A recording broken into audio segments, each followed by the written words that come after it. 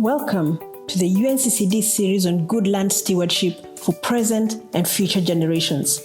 This series shares stories, news, and conversations about land, desertification, climate change, sustainable development goals, and related environmental issues. Each month, you will hear the best stories from the actors on the land, the scientists, policymakers, stakeholders, and farmers helping to keep our land healthy and productive.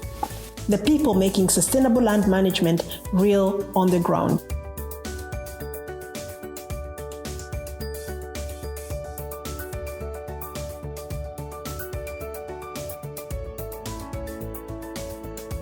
Welcome to the UNCCD podcast series on good land stewardship for present and future generations. Please start by introducing yourself. Thank you very much. I'm glad that you are having me here, having this opportunity to say something to the world, especially the farming communities of the world. My name is Bongani Masuku.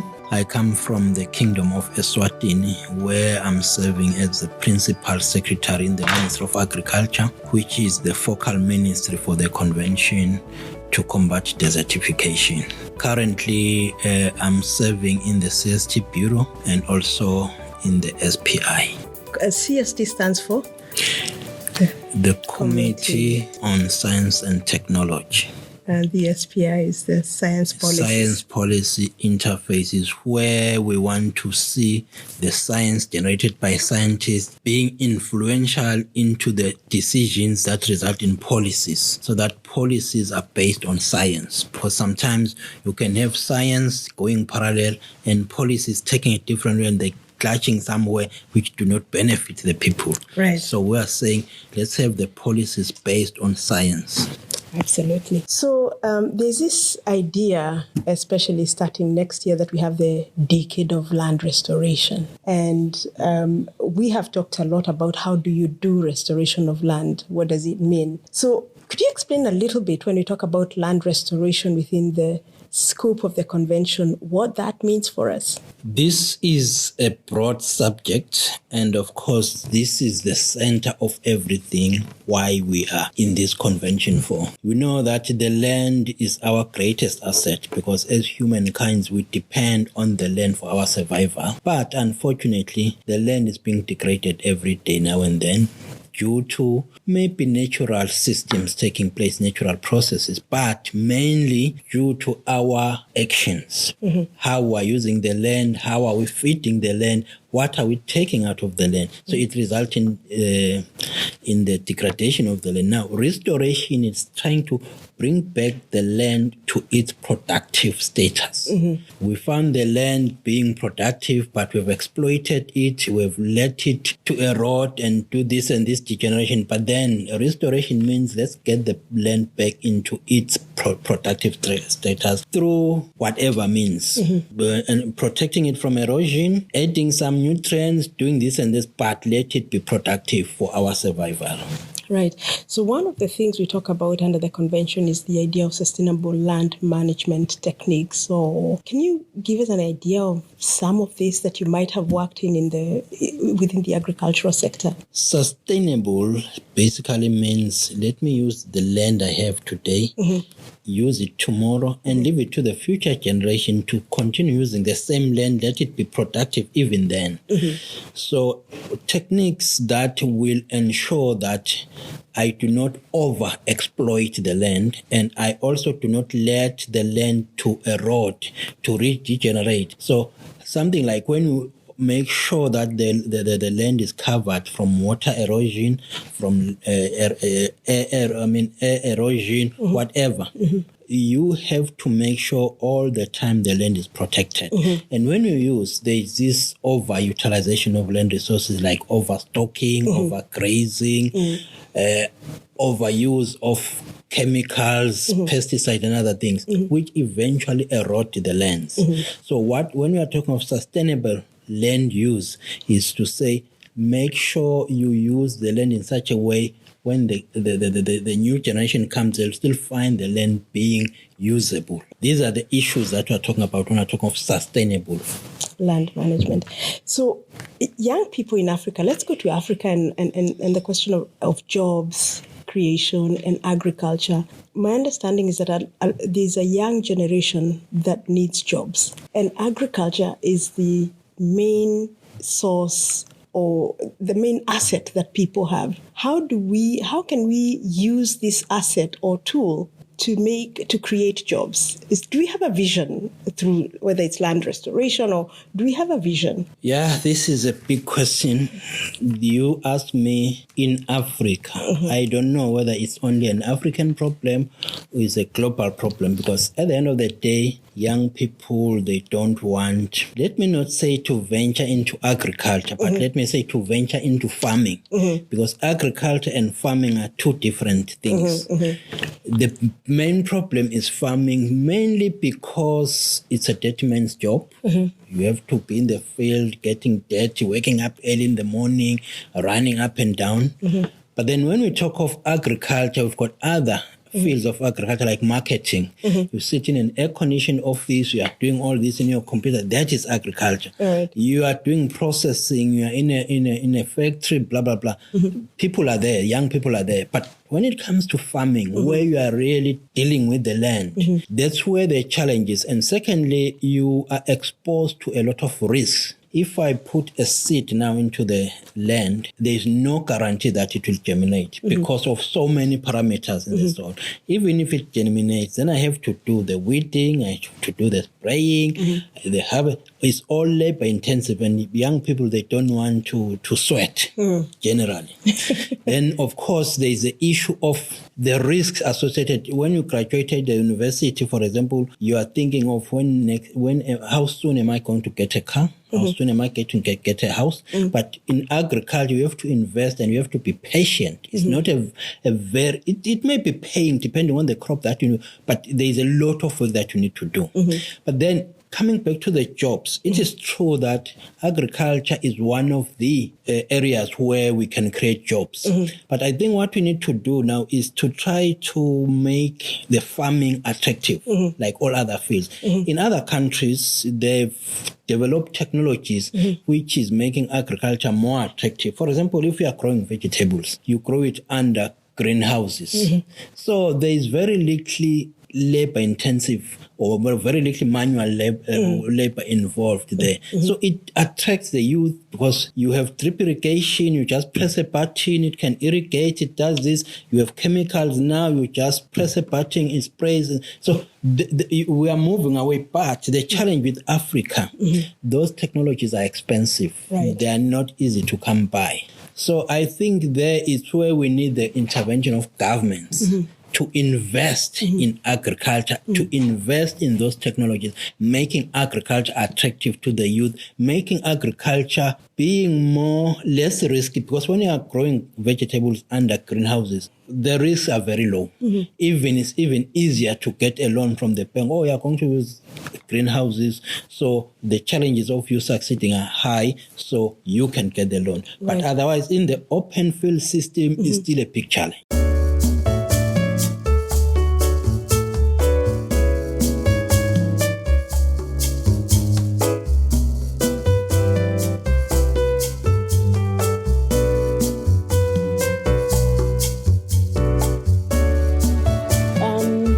Let's move to another area that is of interest, perhaps, to Southern Africa, where you come from. And it's about drought and it's about water. We have seen a lot of challenges for communities coming from that region. And give us an idea what happened in Southern Africa, in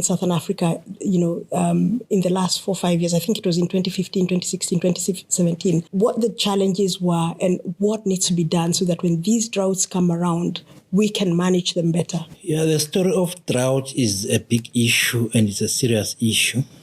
Maybe before focusing on Southern Africa, let me start with the drought issues at international level. Right. Drought is not a new thing. It's something that has been happening for years. It has been given that focus, but the main focus has been taken as a disaster. Okay, there is a drought, so let's go and get food from anywhere, try to feed the people, blah, blah, blah. Not necessarily focusing on drought preparedness, on drought mitigation, and how do we grow our crops and raise our animals in such a way, recognizing the fact that there is a water scarcity, there's a drought issues, there's this thing. So even at the UN level, for example, in the UNCCD, the UNCCD says Convention to Combat Desertification and Drought.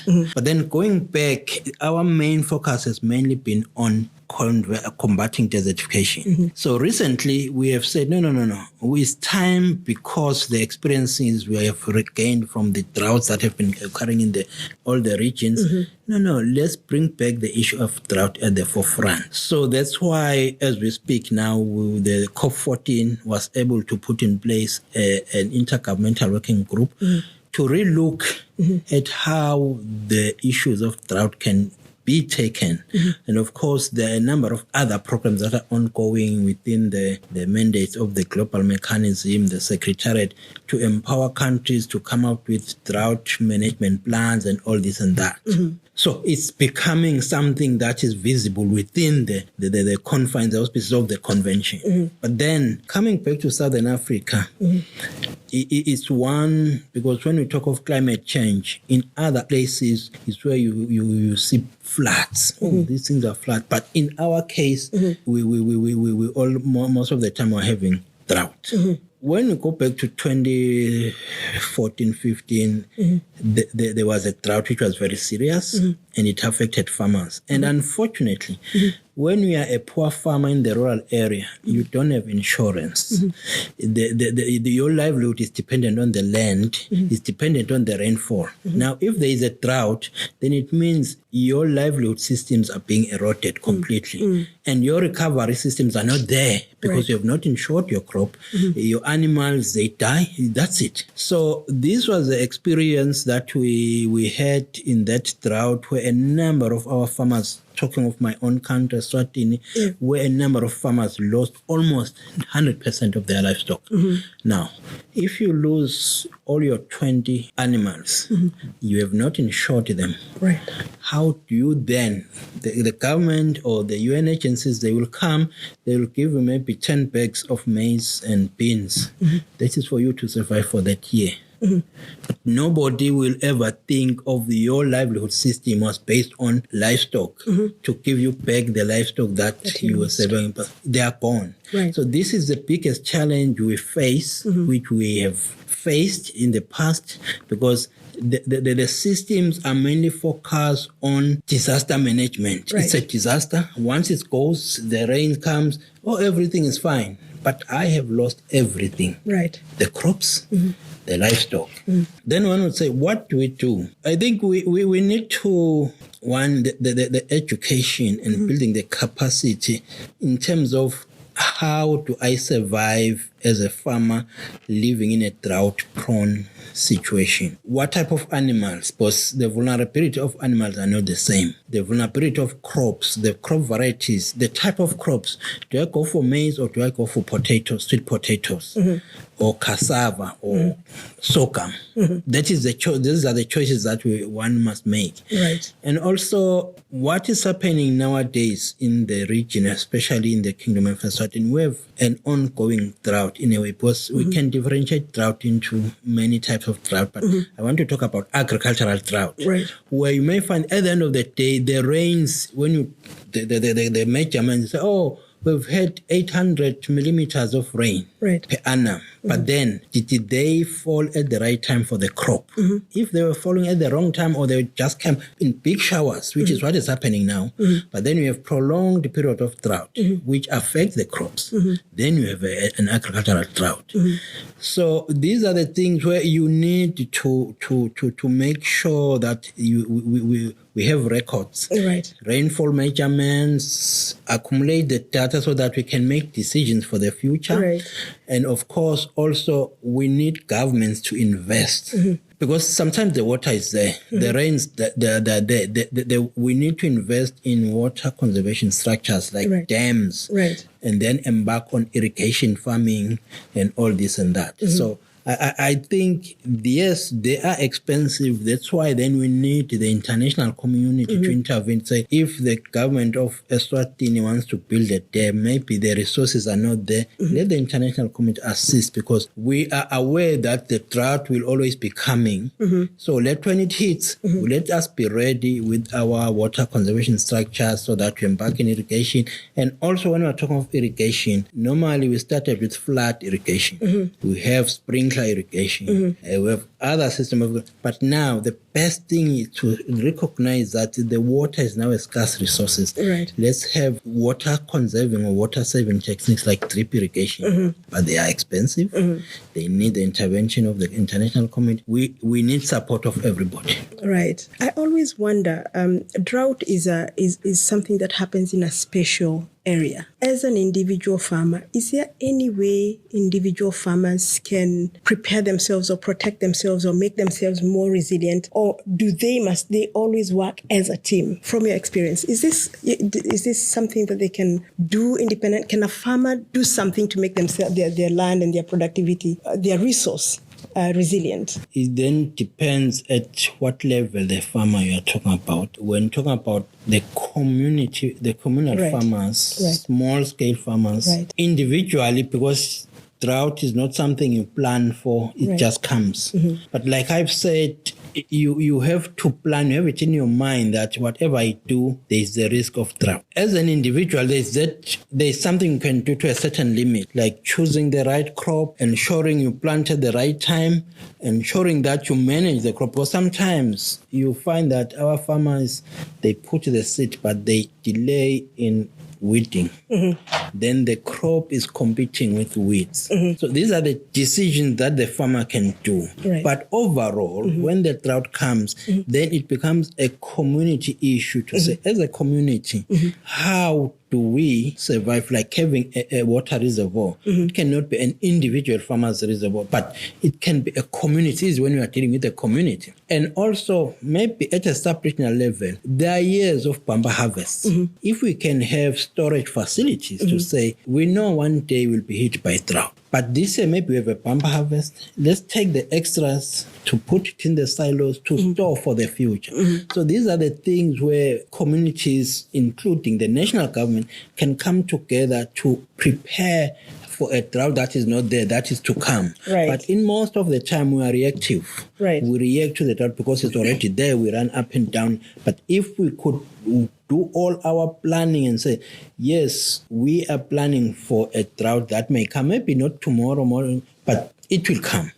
So the preparedness part is very important. Now, there's a discussion that goes on, and the reason I was asking that question is there are times when people say this drought it's caused or it's linked to climate change. What are the limitations? How much can we attribute some of these droughts that we are seeing or their impacts? To what extent, how do we assess whether it's climate related or it's really the regular drought that would normally come anyway that we need to prepare for, or even the fact that sometimes we haven't managed our lands well, and so when the drought comes, we're even at a worse situation. How do you as scientists address these kinds of conundrums? It's a big story, it's a big thing, it's a small thing, but at the end of the day, it's one. Whether it's caused by climate change, whether it's the studies on climate change, they will say it's because of emissions. Some will say it's because we have reduced the land cover. Some will say we've done this and this and that. But at the end of the day, it's just a drought. It's just this change in climate. And climate change is affecting our land resources, our farming system. So whatever angle you are doing. But there is an argument to say, as a farmer now, what role can I play in ensuring that I contribute to the mitigation of climate change? Now it depends from which angle you come from. What is your discipline? Because we have these three conventions, climate change, biodiversity, CCD. Someone will argue, which is the most important? Is it CCD? Is it climate change? Is it biodiversity? But all of them, for us, mainly is the effect on our lives. As I've said earlier, we depend on the land. Then if we do not manage the land, definitely we're reducing the sink, the carbon that is able to provide the sink. We are contributing to climate change. Right.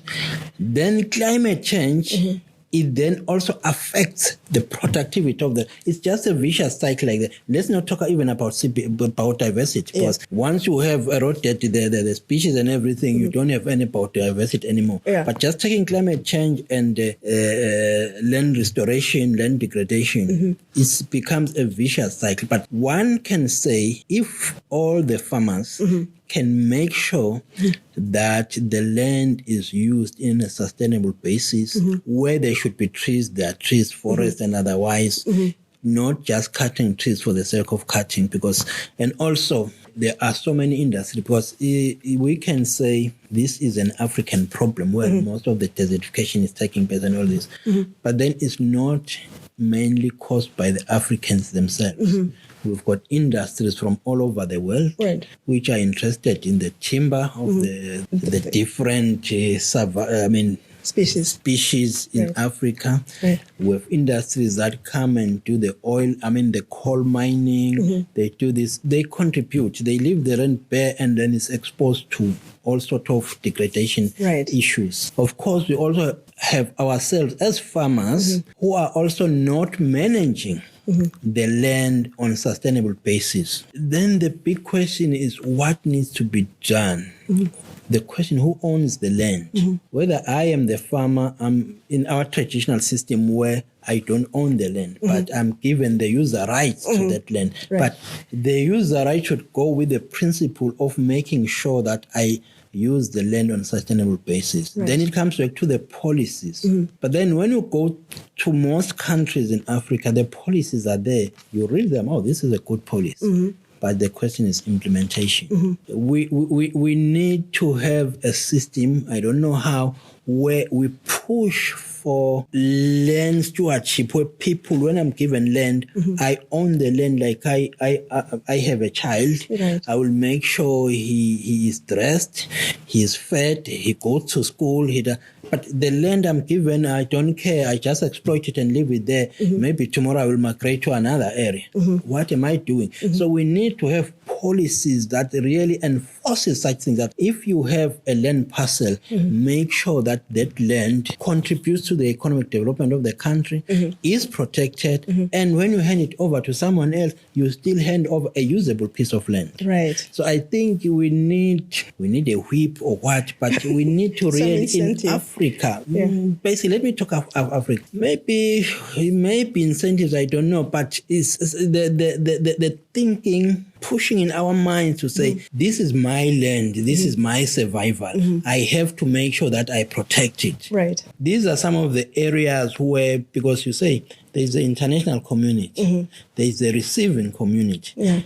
Is the receiving community ready? How many projects have gone into the same receiving community, which they have not made very good use of the resources?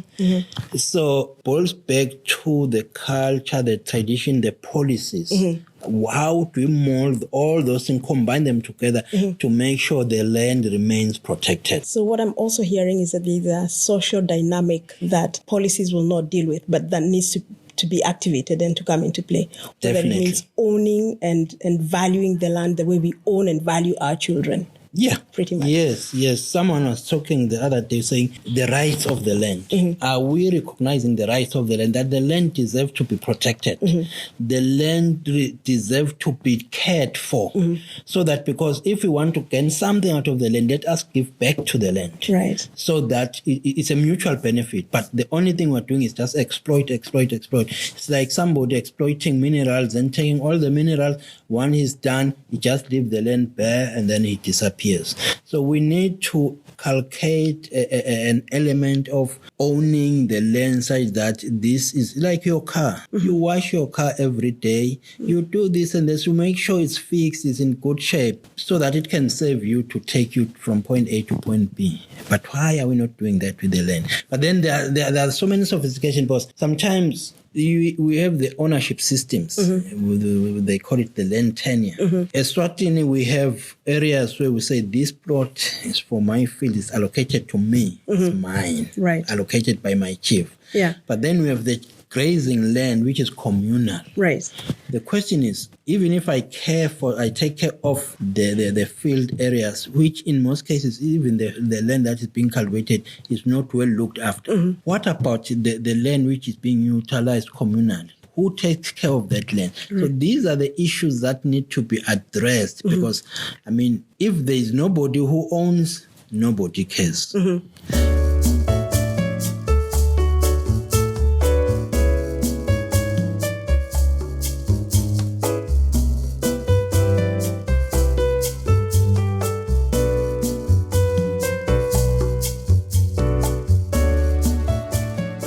It's not necessary to say land tenure is a very difficult and touchy issue. But whatever tenure we follow, let's have a system that will ensure that somebody takes care of all the parcels of land that are available.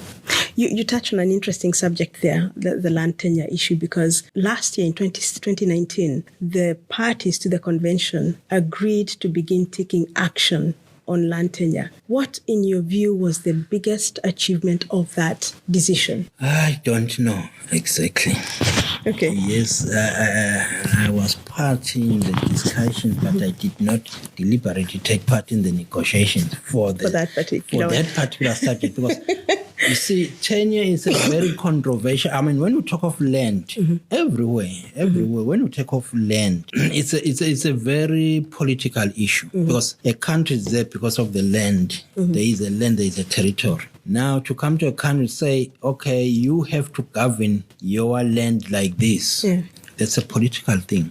We are supposed to be saying you have to protect the land so that it fits your people for your benefit. I think we need to be careful, but sometimes we take decisions that are not implementable. We need to be conscious that, yes, the land tenure issue could be a big issue contributing to this land degradation, desertification, and others.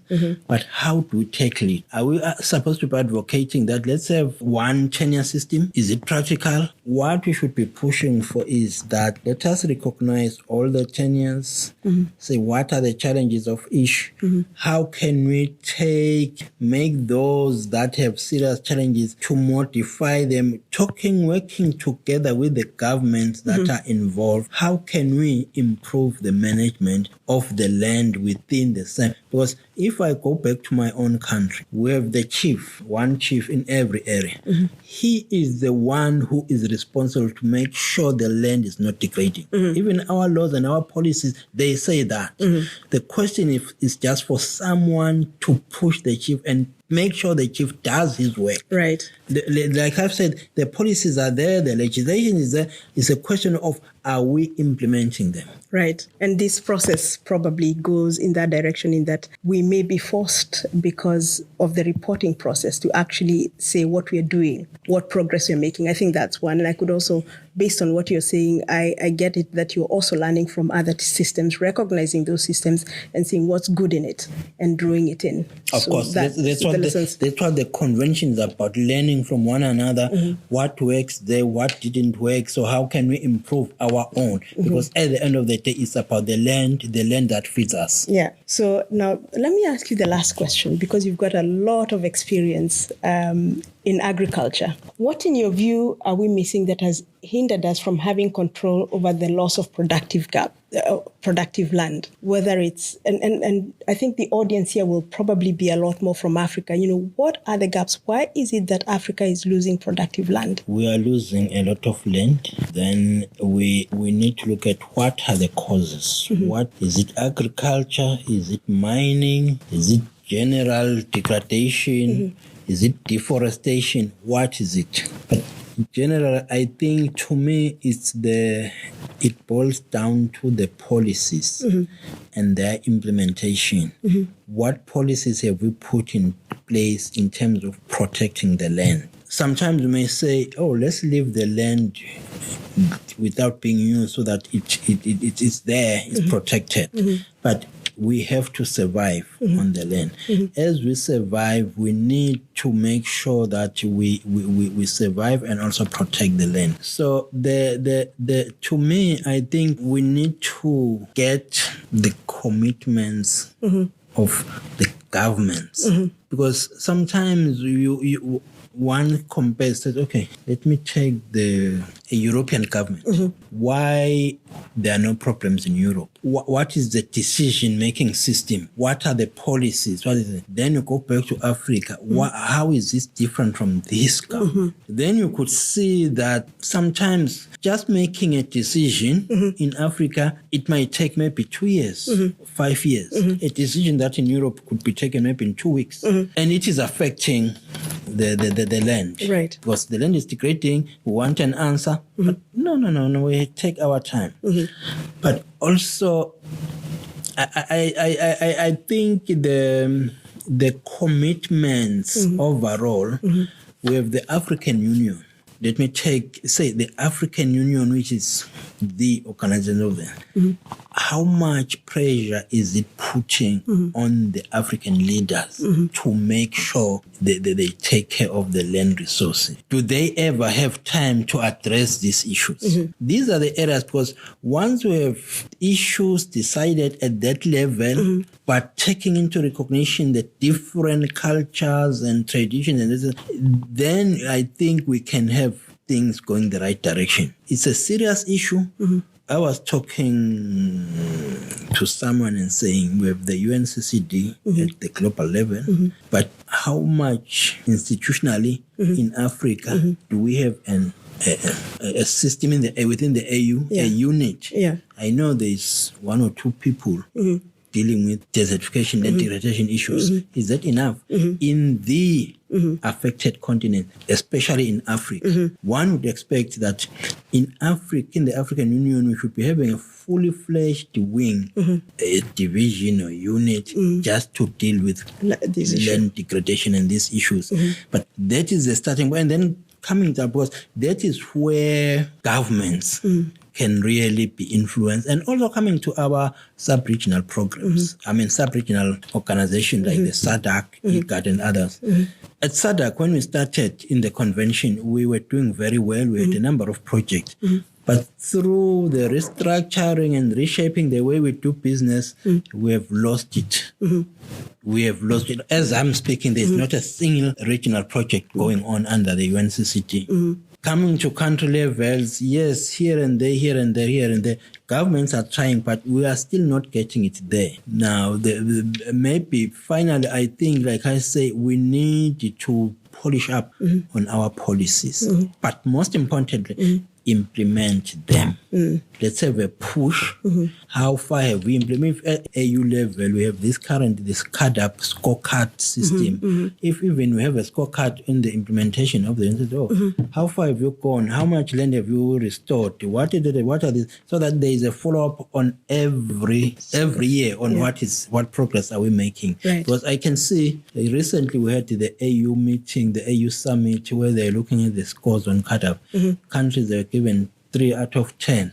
And then when the head of state says, my country got 3. How? Then he takes a bang on the officer. What happened here, Minister? What happened? So that impact, it is having some impact to say, maybe they don't mind or they don't care what is happening when they are at home. But when they see it at that level, it has some impact. Say, how come my country is getting 3 out of 10? What is happening? So at the end of the day, when he goes back, he will make sure that the officials stand up and address the issue, so that at the end of the day, when he goes back to the next summit, he gets 7 out of 10. Right. So maybe that could be some of the things that we learn from others. Right. I know I said it's the last question, but I want us to end on a note of hope. What is it that you have seen in Africa that gives you hope that things are, it's not all bad. Things are changing. It's going to get better. What have you seen? Is it the technology side, from the implementation side, from anything that you have seen that gives you hope? I think, like I said, the technology plays a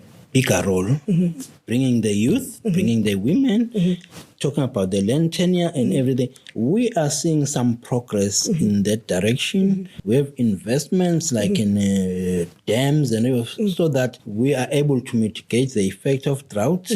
We are able to protect the land. So it's not all gloomy. There is hope to the right direction, but we still need to do more. Okay. Yeah. Thank you very much for participating in this discussion. Oh, I'm happy. I hope I have contributed something, and hopefully the audience will be able to take something they can go and implement for the betterment of the livelihood of our communities, Absolutely. especially in Africa. Thank you. Thank you.